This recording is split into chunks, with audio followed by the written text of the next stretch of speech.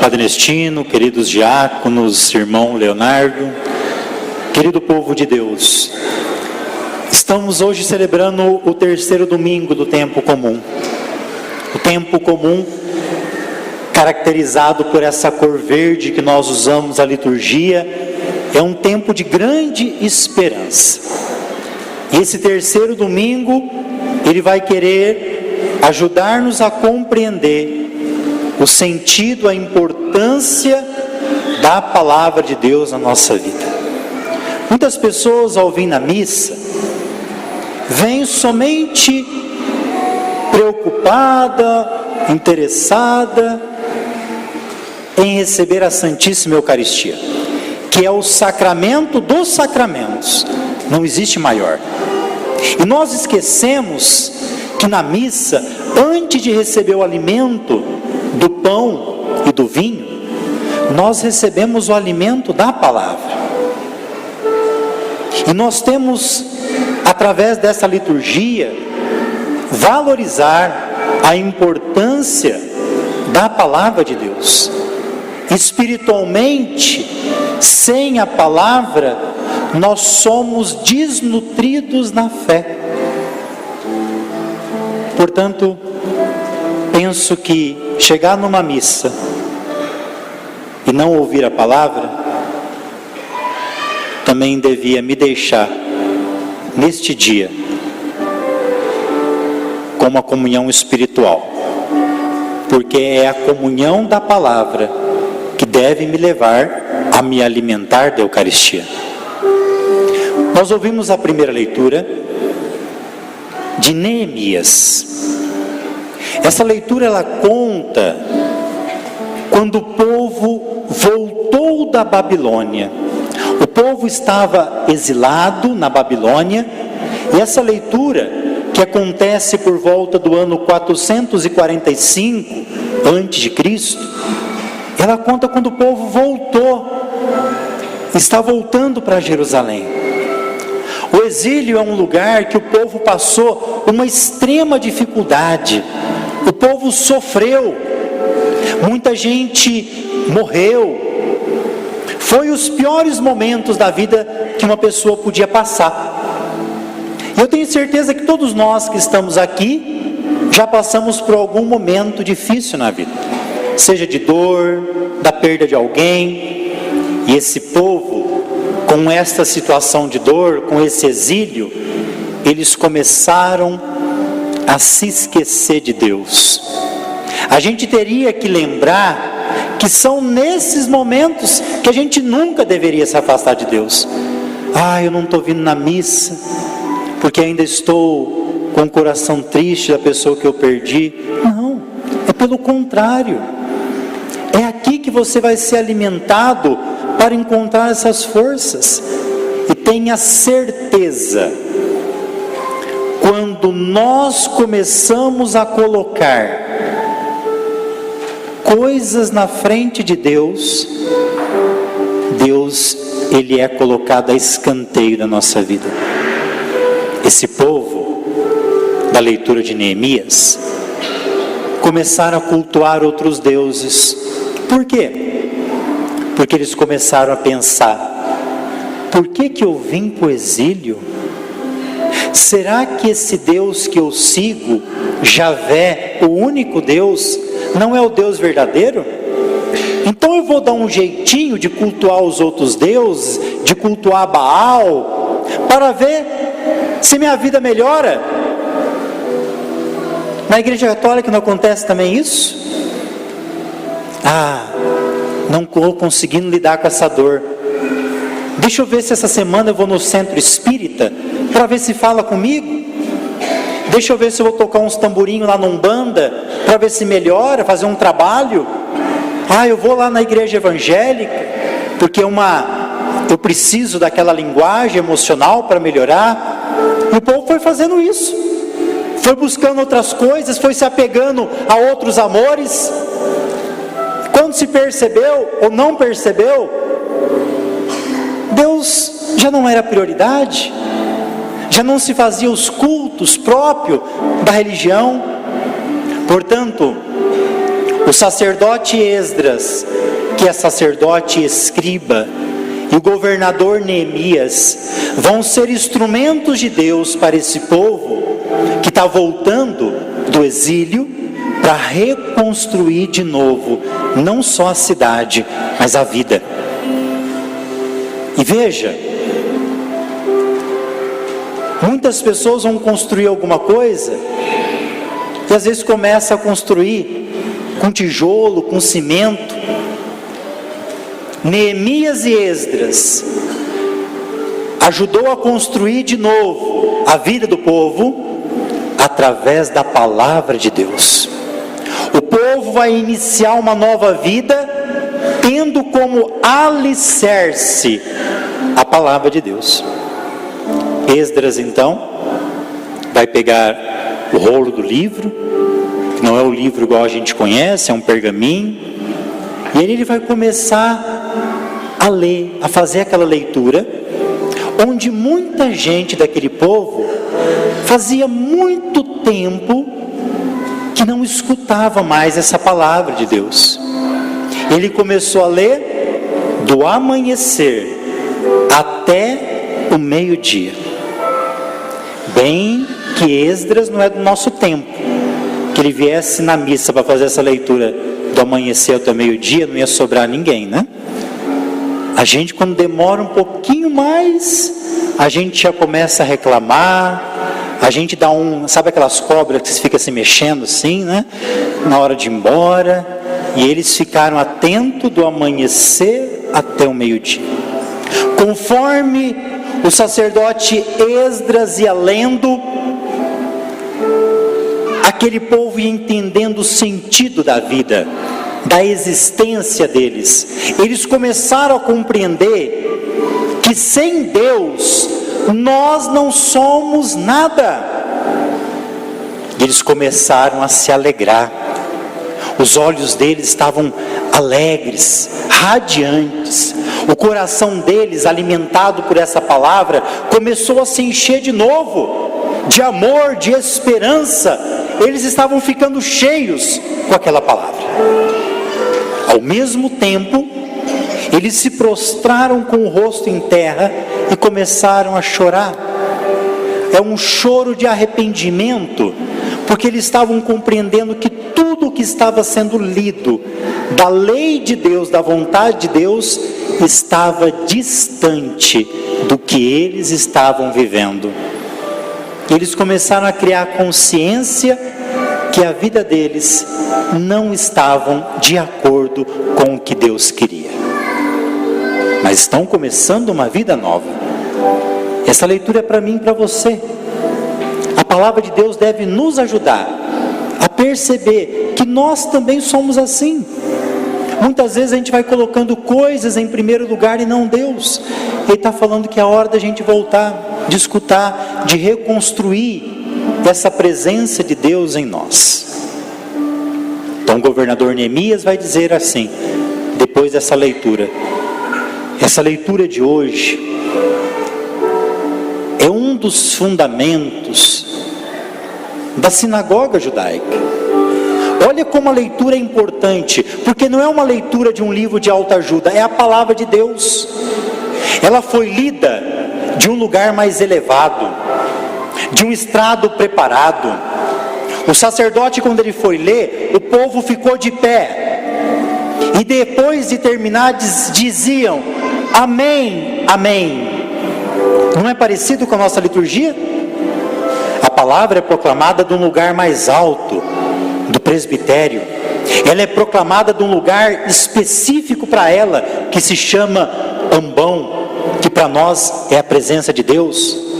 Quando é proclamado o evangelho, vocês todos ficam de pé, porque é Deus nos falando. E também ali ia-se explicando a leitura, é a homilia. Então está mostrando também da nossa liturgia da palavra. Neemias diz: vai para casa, que agora alimentado pela palavra, é hora de você fazer comunhão com a sua família. Vai fazer festa, comam, bebam, se alegra. E também ajude aqueles que não podem participar dessa festa da caridade. Segunda leitura de hoje, nós já ouvimos uma parte dela domingo passado. É a carta que Paulo escreve à comunidade de Corinto. Se você quer saber como que é a vida de comunidade, e aqui a maioria de nós vivemos em comunidade, seja a comunidade família, seja uma comunidade religiosa, seja uma comunidade da igreja, que é formada de pastorais, movimentos, serviços, ministérios, é ler a carta de Paulo aos Coríntios. Pense você que Corinto, desta época, é uma metrópole, é uma cidade grande. Corinto fica num porto, é uma cidade portuária. Portanto, ali desembarca e passa todo tipo de crença, todo tipo de costume. Vamos lembrar, o que Paulo puxou a orelha da comunidade domingo passado? Paulo disse assim domingo passado: na comunidade tem muito dono de gaiola. Tem muita gente querendo ser dono do Espírito Santo e prender o Espírito Santo numa gaiola para que ele haja conforme a sua vontade. Aí Paulo veio puxar a orelha. O que Paulo está falando hoje? Ele usa a linguagem do corpo humano para falar do corpo místico de Cristo. Ele diz assim: nós todos somos diferentes. Cada um de nós aqui é diferente, mas nós juntos formamos o corpo místico de Cristo, que é a igreja. E nesse corpo só existe uma cabeça, que é Jesus. Então ele vai dizer: a mão é diferente do pé, que é diferente do nariz, do olho, do ouvido, mas todos fazem parte do único corpo. Para mim chegar e querer pegar o violão dos músicos com a minha mão, ela não vai sozinha se meu pé não caminhar até onde está esse violão. Eu dizia nas missas que eu celebrava hoje de manhã no Samambaia: a gente só entende o que é a vida em comunidade porque Paulo está criticando. Paulo está falando assim: tem gente na comunidade, por causa do membro que tem, está se achando superior do que o outro, está se achando mais forte do que o outro, e com isso está achando que não precisa do outro na vida de comunidade. E a gente só consegue entender isso, principalmente quem é muito autossuficiente, quem se acha muito forte fisicamente, muito belo. Quando a gente fica doente, a gente vira um nada. Você pode ter a força física que for, a inteligência de Einstein, quando você fica doente, você é mais um. E aí você vai ver que você precisa de alguém para ir lá fazer a sopinha, às vezes até para colocar na tua boca, alguém para te dar o remédio, e às vezes ainda alguém para te dar banho e trocar a sua fralda. E aí a gente vai entender que eu preciso do outro. E na comunidade nós precisamos do outro para que ela aconteça. É isso que Paulo está falando na segunda leitura para nós. Guarde talvez o que é mais importante dessa leitura. Ele diz assim: quando um membro do corpo sofre, todo o corpo sofre. Quando um membro da tua família sofre, toda a tua família sofre. Quando um membro da comunidade sofre, toda a comunidade sofre. E ao contrário, que nós devíamos valorizar mais, mas fazemos muito pouco. Quando alguém da comunidade se destaca, vai bem, nós devemos ficar alegre, regozijar. Quando uma comunidade envia um seminário, uma congregação, alguém para ser formado, para ser religiosa, freira, padre, a gente devia se alegrar. Quando alguém da sua casa vai bem nos estudos, Quando alguém da sua casa saiu das drogas, voltou a procurar Deus, deve ser tempo de júbilo. Se alegrar com o irmão também faz parte da comunidade. O evangelho de hoje é o evangelho que nós mais vamos ouvir neste ano C da igreja, o evangelho de São Lucas. Nós vamos ouvir hoje o início do evangelho de Lucas, para mostrar que desde o início do evangelho de Lucas, nós já conhecemos o programa de vida de Jesus.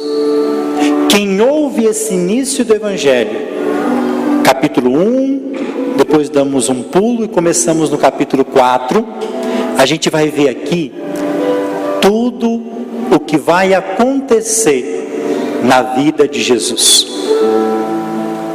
Vamos entender um pouquinho. São Lucas está dizendo assim: olha, eu já ouvi essa mensagem, muitos escreveram. São Lucas, no tempo dele, esse evangelho foi escrito mais ou menos nos anos 80, era um ano que estava surgindo muitas heresias.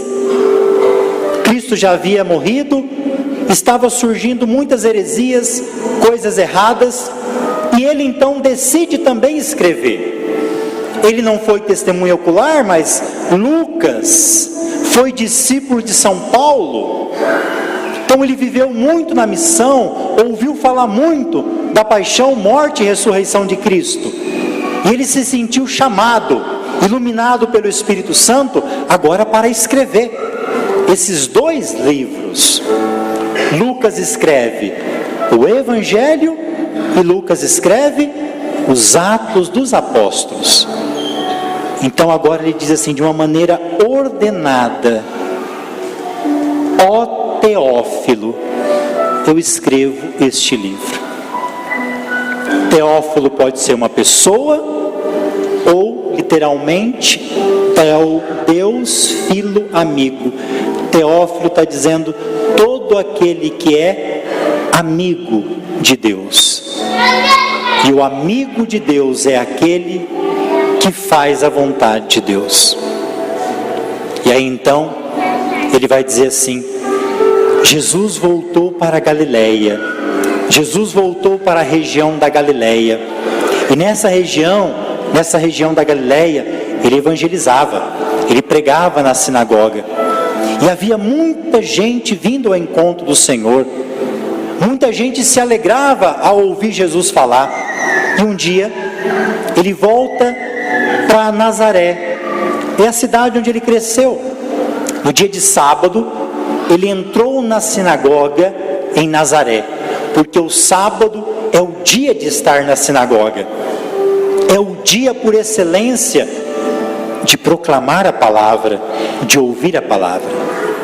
Nesse dia, entregaram para Jesus o livro do profeta Isaías, e a leitura que ele vai fazer agora, ela fala dele mesmo. A leitura que ele vai ler diz: o Senhor me ungiu, me consagrou, me levou para proclamar a boa nova, anunciar a salvação, libertar os cativos, dar vista aos cegos, curar os doentes e assim por diante.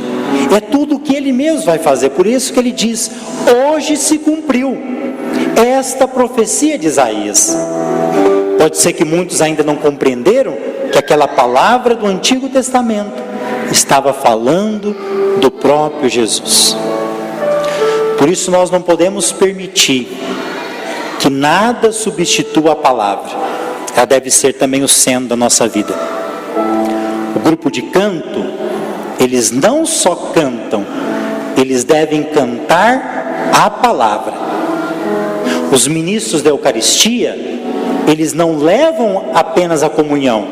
Na celebração que eles fazem para a comunhão dos doentes, primeiro eles proclamam a palavra, depois a comunhão. Eu poderia começar essa homilia cantando, depois eu poderia falar do amor de Deus, continuar cantando, depois mais um pouquinho do amor de Deus e continuar cantando. E se a gente for espremer, vai sobrar 10, 90% de canto e 10% da palavra. Tinha um por aí bem longe, que na homilia só falava de jogo de futebol. Devia ser palmeirense. E aí começava a falar: nossa, hoje teve jogo, meu time ganhou. E o pior de tudo, o povo ficava maravilhado, porque a gente vai acostumando com migalhas. Eu não posso na homilia falar outra coisa que não seja a palavra, porque ela nos alimenta, e que ela nos ajude hoje a se aproximar cada vez mais desse Deus que quer nos alimentar. Louvado seja nosso Senhor Jesus Cristo.